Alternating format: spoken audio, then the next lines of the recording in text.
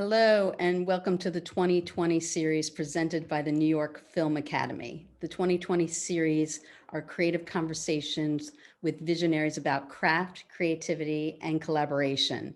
We do 20 minutes of shop tech talk and then 20 minutes of answering questions from you guys, the global audience. So please write in. I'm so thrilled today to have Meredith Emmanuel with me. She is a genius publicist, someone you want on your team, someone who just upgrades you so much with just her, not only her passion for filmmaking, but her understanding of the industry and how to guide your career. So I really am excited to talk with her, and I've worked with her and she's amazing. So Meredith, hopefully you are there. Yay, it works. You're there. Hallelujah. Hey, good So morning, everybody. Hi. good morning. I know. It's super early there. And it's so interesting. I was just sort of mentioning that to somebody. I was like, Meredith, you're based in Australia, but you've been working globally, it seems forever, that you were super ahead of the curve of what everybody is doing now with their global business and having things in different countries. So Absolutely. what, and everybody thinks they know what a publicist is because they've seen actors and actors talk about their publicists. But for you, what is it? And how do you define that? Well, for one thing, I don't really consider myself a publicist. I consider myself a public relations consultant. And my degree is in communication studies with an emphasis on public relations, journalism, and psychology. All three things which work very well together. A public relations consultant looks at a client's publics. So it is, and looks at the relationship that the individual has with those publics. So as anybody has, you have a circle, varying circles of people or networks around you. You have your family, you have your employer, you have your friends. So each and every one of us have three publics that we have to interrelate with. And for somebody who's in the public eye, those audiences become so much more important because they're the ones that bring you jobs, who elevate you, who help your career grow. So the relationship you have with your publics is the very first thing that we examine when we start working with a client. Publicity is an offshoot of public relations. It is generally, in my mind, perceived to be the business of studios, record companies, and it's about getting publicity. Publicity also is a major component of a marketing campaign whereby money is spent on advertising and also attempting to get editorial space for clients in magazines and on TV shows. So it's a very subtle difference, the difference between public relations and publicity. I could go into it at great length, but they are two very different roles, and yet they can, both a publicist can be a public relations person and a public relations person can be a publicist. So It's a whole 360-degree situation, not just. Yeah. So it's one of the public relations is considered one of the social sciences. It's actually taken quite seriously in colleges and universities around the world. Publicity tends to be taught more on the job, and I'm not even aware of that many places that teach publicity, because all my experience has just been in the science of public relations. Mm-hmm. So and publicity is something that I've just learned on the job as I've been thrown at red carpets and had to deal with studios. Certainly. And so when you're dealing with, for many, many years, the below the line, the people that were more the crews and stuff like that, those were the unknown names, except for like intimately in the industry. And when did you see that as like an opening or as like an unserved population, basically? I saw it both underserved and underrepresented going way back into the 90s, I think because I worked in the music industry for the first half of my career, working with musicians who are often just songwriters. You know, you see the people on stage performing the songs, but nobody ever really recognizes who the people are in the publishing industry and the songwriters behind those great hit records, which would not exist without them. So I'd always had a sense of championing the underdog. Even when I was working in the music business, I worked in artist and repertoire, which is a talent scouting sort of department of the music industry. And then when I sort of crossed over into film and television, I came to live in America in 1990, and at the time I was married to a cinematographer. So I really saw what it was like for a cinematographer and who was an Australian and who was experiencing America and the industry at just the same as I was, for the first time. And, you know, as an Australian looking at America for all those years, you feel like you're an American in training, but when you get there, it's an entirely different, you know, Australians and Americans are as different as Greek and Chinese in the language that they speak. Mm-hmm. So as I sort of had these growing realizations that America was far more complex than I thought it was, far more nuanced, I decided to go to university over there. I went to Cal State Northridge, great university, had some incredible professors. And I learned that there was very subtle differences in the way messages are communicated, both culturally, but also specifically about those people who are the craftspeople behind films. So we're always hearing about the director and the actors, but it was infuriating to me that we couldn't get stories out there about female cinematographers, for one thing, and others who were really doing great work. You know, it was the work of painters and you know, great production designers who were as good as any famous architects that were out there. So as I learned my way through the networks of below the line and started to understand it by both visiting sets and being surrounded by people in the industry, I realized that and I was also going to university and getting my degree, I realized that there was a very underserved market, and that was the below the line market. So one of the first clients that I went and chased after was a talent agency, and they became my client in about year 2000. So I was going to school and I started my business at the same time. I think I'd only been in uni for 3 years. And I grew with that business. I sort of learned on the job and really got to understand it from a talent, from an agency point of view, from the talent's point of view. And having worked in media in Australia, I really understood the media as well. So I was able to just bring all those three things together, and my passion for artists, whether they be a clapper loader or, you know, the world's greatest cinematographer or a rising producer, if all of those jobs fascinate me. And so there's part of me that would love to do all of those jobs. So it's the natural curiosity and journalist in me that makes me chase after those sort of people and want to, once I get to know them and I fall in love with their work, it's all I want to do is elevate it. So I use all of the techniques and skills that I've learned over the years to do that. And why? And one other thing I would say is your curiosity is always so amazing and gratifying, coming from being an artist, and we've worked together. Sometimes I would imagine, you know, public relations, they'd be more jaded and it'd be just like, okay, you know, like that kind of agent thing. Whereas you have such excitement about creativity and craft and such a turning eye. I think that's partly because I'm not attracted to the glamour of the industry. I'm attracted to the art of the industry.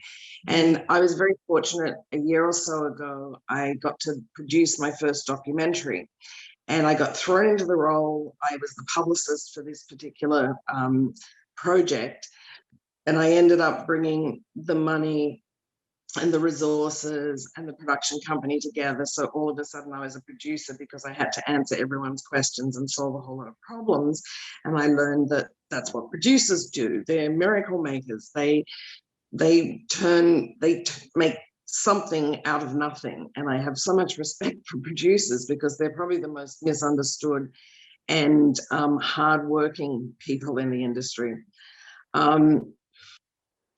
And so, and through that process, I really, it confirmed what I had always suspected, and that is that every piece of content that is made is actually a small miracle, because there are just so many things that can go wrong, and so that it won't happen. There are that many moving parts that have to work perfectly in unison for it to become a great piece of content.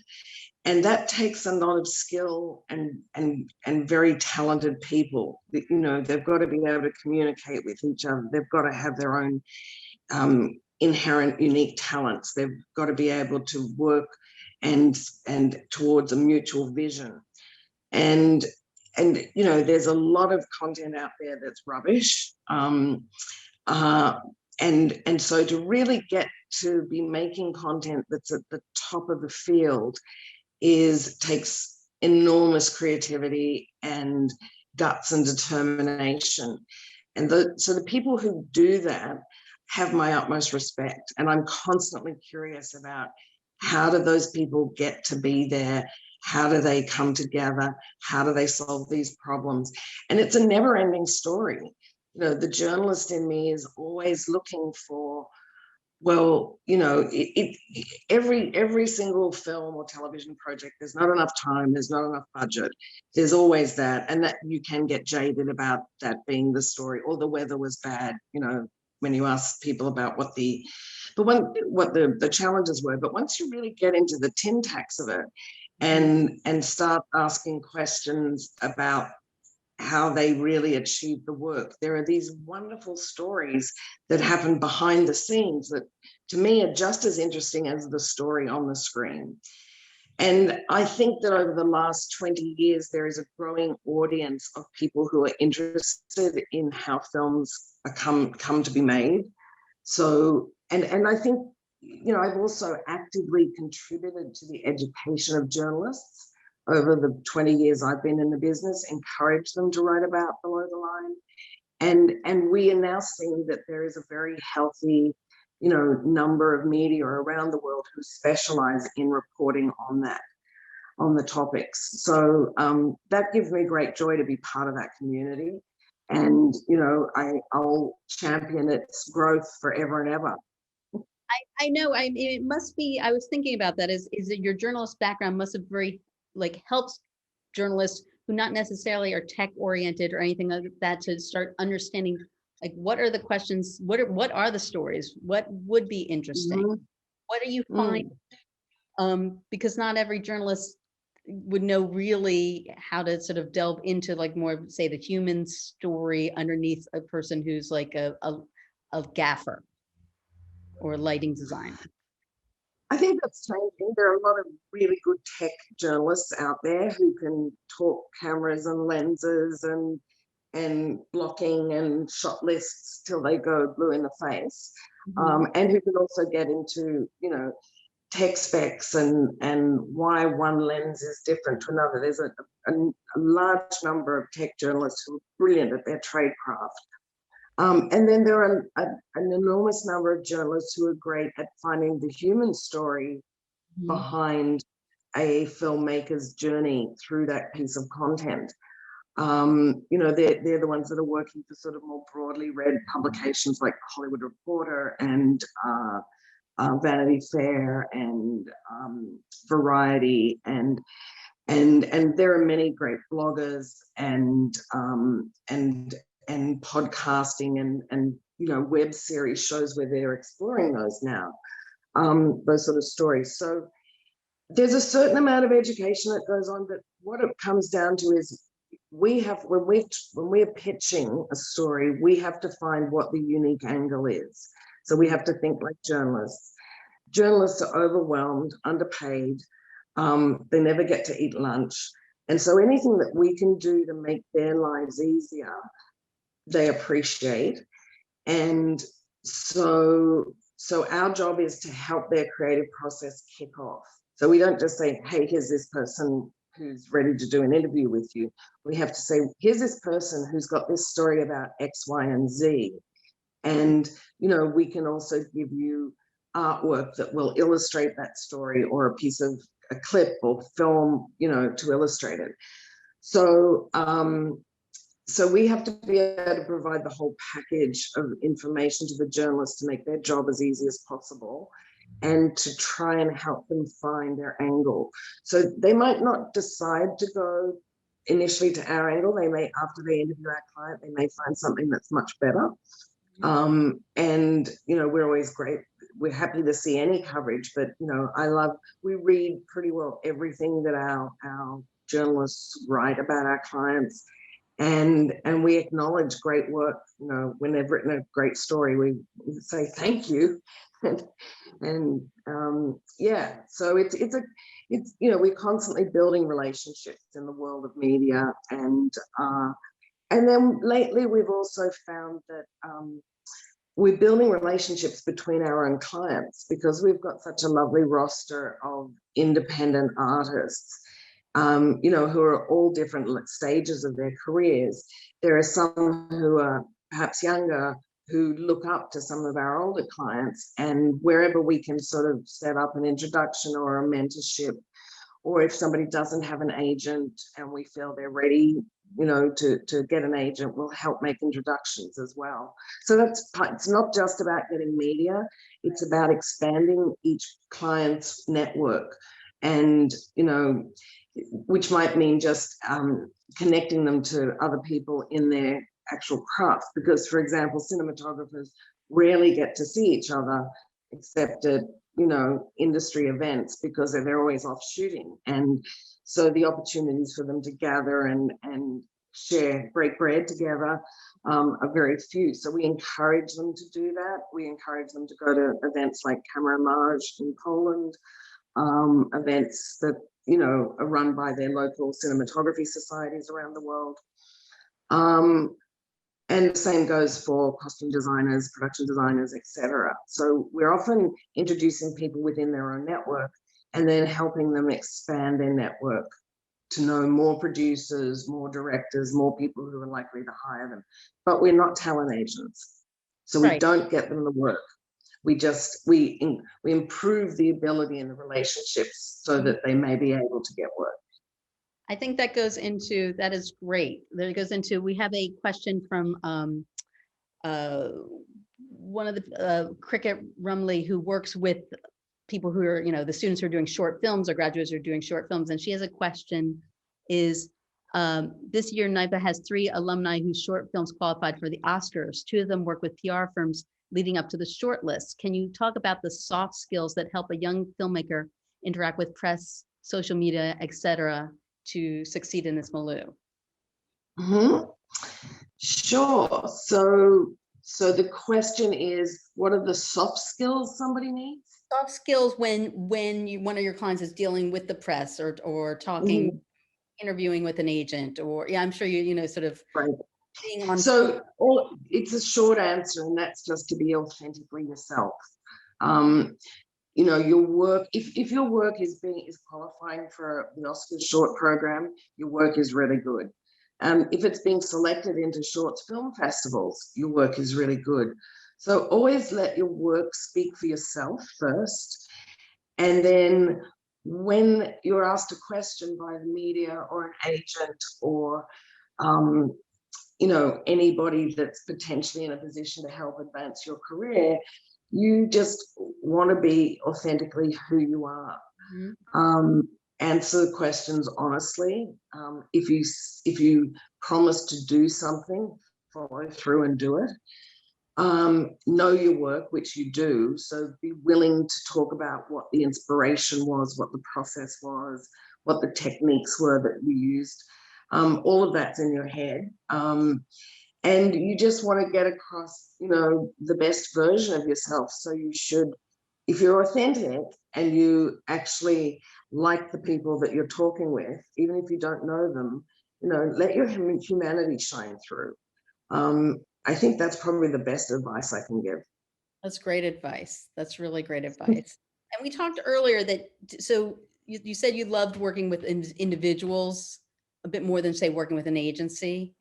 And uh, do you get more excited like at the beginning of someone's career, or are you excited when they're going for the Oscar campaign, or is it all like different levels of interest for you?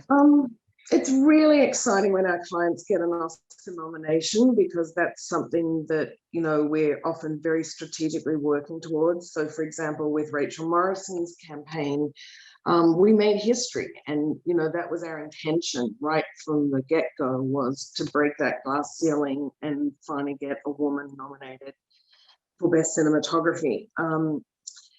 She absolutely deserved it. She worked her butt off, but it was 18 months of positioning and strategizing and having a very clear plan in our minds of how we, you know, there's never any guarantees that you're going to get that nomination, but there's a lot of things that you can put in place to try and influence it, because that's the science of public relations is about influence and persuasion. So how do you influence the outcome of a decision is, you know, getting somebody in front of voters as much as possible. Rachel is great at being her true, authentic self. She's passionate about her work. The quality is there. And, you know, so it's exciting when somebody gets an Oscar nomination, but it's also any film release where somebody's work comes out and they're attracting media attention is wonderful, because you know that they're getting that feedback from media. So they're getting the reviews coming in, which sometimes we've had cases where a film will be completely panned, but our client's work will be spoken of really highly, and we're sort of like, well, that's great. So I think my team and I are probably excited about all of it most of the time, no matter how big or small it is.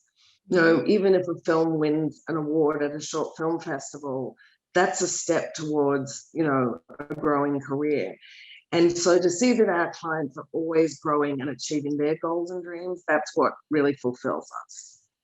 So, you know, it was before, like, I work with you, I didn't really understand that sometimes articles just don't appear, like suddenly they magically appear somewhere. Like I thought they just like showed up, like, oh, so how, when you're talking about strategy and placement and stuff like that, can you go a little bit more into the craft of public relations and how you cultivate that, I guess, with the writers and the outlets, let's say? Mm-hmm. So depending, you know, we do represent some companies as well, but for every client that we have, you start off and you want to have a very clear plan in your mind about so it's related to time, releases, what's actually going on in their life. If there's nothing going on in their life and they're wanting to try and get more work, then the strategy becomes very different. It means that we're going to be reaching out to their own net. Most people find work through their own networks. You know, you can have an agent, but that doesn't necessarily mean you're going to get work, because particularly at the beginning of your career, you tend to bring your own work. And it's only when you get right up into the sort of the latter stages of your career and you're a really big name that, you know, you're turning down jobs and you know, living in that kind of world. It takes, for many people, it takes 10, 20 years to get to that point. You know, you have a few overnight sensations that break through, but there's really no such thing as an overnight sensation. There's always a 9 to 10 month gestation period of planning and strategizing before something breaks out. So the first thing is that you make a plan. You look at who's the target audience for the messages that you want. So if your message is that I want to help this person wants to find more work, so we need to go out to the people that are likely to employ that person, and convince them that that person is worth employing. So what have they done? So writing a person's biography in the right way is the very first step. Getting great headshots, putting together a package of information, which is essentially headshots, bio. It might include some press clippings if they've had any previous media coverage, or it may just include links to their work. And so in that way, it's sort of like a talent agency that we're pitching, but we pitch to the people that they know. So we ask our clients to build their own database, and then as their PR people, we reach out as a third-party intermediary and bring their news. So whatever their news is, we bring it, in a beautifully written way and presented way to that audience. For somebody who's got an actual release that's coming out through a studio or a streamer or however it's being released, it's essentially the same steps. It's looking at, okay, so first of all, we have to make friends with the studio because one of your audiences is the publicity department of that studio. So we need to connect with those studio publicists, let them know that we're going to help them do their jobs, and then work with them to decide, okay, which of the media that we really need to get on board to support this person. So we look at all of our media, shared media lists and contacts, and we divvy up the workload, and we reach out to those journalists with whatever the key messaging is for that person. And it might be just as simple. It's always who, what, when, where, and why. It's, who is the person? What are they doing? When is it happening? Why is it important? Right. Etc. And, but being creative in the way that we approach that. And do you layer it in, like, say, do you start very early, like even pre-shooting, not wait till the release date, but just so the earlier we can work with someone, the better, because the plan will just, like for some magazines, they have a 5 or 6 month lead time. So you're pitching them. Some magazines I'm pitching 1 or 2 years in advance for my big clients who've got really big projects coming out. So we like to work with our clients on a long-term basis. And what we do is we put out a production schedule to the media every 2 months, which essentially includes all the key information media need to know about what our clients are doing and when, which allows them to plan out their time and say, okay, well, Meredith's got this thing, I'm interested in that, that's coming up in 3 months' time. I'll put aside time to make sure that I talk to her client then. So we're always tracking what our clients are doing and letting the media know about it with as much advance notice as possible. It's really hard when you're scrambling at the last moment to try and get messaging across. You end up with stories that are not well written. Everything's a bit half-assed, to be honest. So we would much prefer to get all of our ducks in a row as far in advance as possible. So, which is why we work with people long term. Many of our clients have been with us for, some have been with us for 20 years. But, on average, most people are around for at least 10 years. So it's an ongoing build. Totally. And totally, because also you want to stay relevant. And how have you seen, like social media? How is that? Have you guys, how do you use social media now effectively? So we advise our clients on how to manage. We don't do the social media for them. We ask our clients to do their own, but we do an audit of it in the beginning, and we give them a critique on whether we feel it's working or not. And same with their website. Websites are still relevant and important. It's your electronic calling card. It's where you can keep all of your information up to date and available 24/7 to the world that you want to work in. So, your social media feeds are very important, but it's also got to be manageable. You can over promote yourself. So, with some people, I actually say, come on, the work's good enough, let it speak for itself, back off on the self-promotion.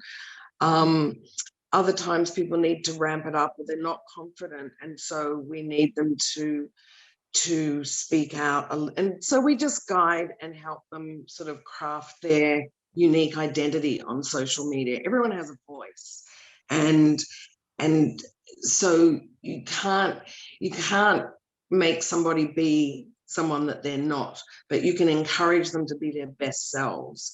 And that, the social media streams, we have some clients who just take symmetrical photographs of buildings and places, and that has become, and that person's work is always very contained within a frame, and it's got, it's been Oscar nominated for how incredibly contained it is, and symmetrical and beautiful. And that's a signature for that person. And so emphasize that, continue with that. It's becomes a great story in and of itself of how that person sees the world. And so whereas another person, will be posting a little bit about their work, but will be sharing some family and personal things as well, which, helps their audience get an insight into their life. So it just depends on each individual, but your social media feeds are important. I think TikTok and certainly my younger team members are saying it's a real thing. It's a very important thing for filmmakers. You should all be deeply diving into it and thinking about making 60-second TikToks, because TikTok is the new Instagram. And there'll be something that comes along that'll be the new TikTok.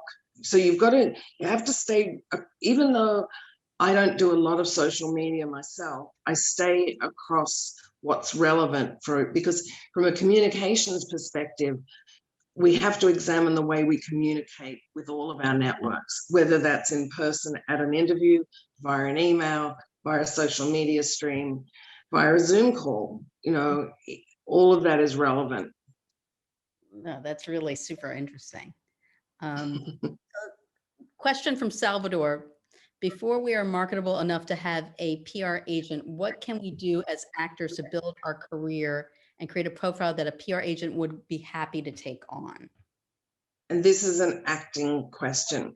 So I am not an expert in actors because I don't represent any actors. I work with crew below the line. But I would think, I know a few actors, and I think that, you've got to, it's the same thing that I'm sure acting agents would tell you. You've got to have a great headshot. You've got to have some fairly current work to show. Your resume's got to be tightly formatted and beautifully presented.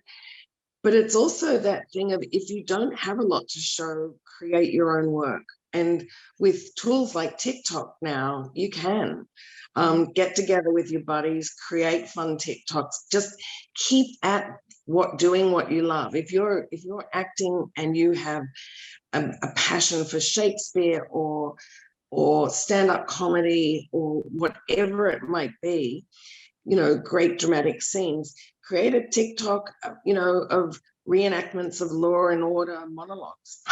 Whatever it is that you feel really shows off your acting skills, and just keep doing it. If you're not getting work yet, make the work for yourself. It's how everybody gets started, and really connect into your fellow acting students, because many of the great filmmakers who we all know and love out there today, the teams that they have around them are the same ones that they went to school with. So, your fellow students are possibly the people that will go through your career with you. So, manage and maintain and nurture and cherish those relationships. It is amazing, with all the technical and all this and that, it really does come down to relationships. It doesn't, there's no way you can get around it's like your relationships with the journalists, with the magazines, with the outlets, with your clients. How sort of that's that one critical piece that never gets old, basically. And it comes down to, I think that, it's the same as the relationships you have with family and friends. there's got to be trust. Mhm. There has to be follow through. So, you're only as good as your word.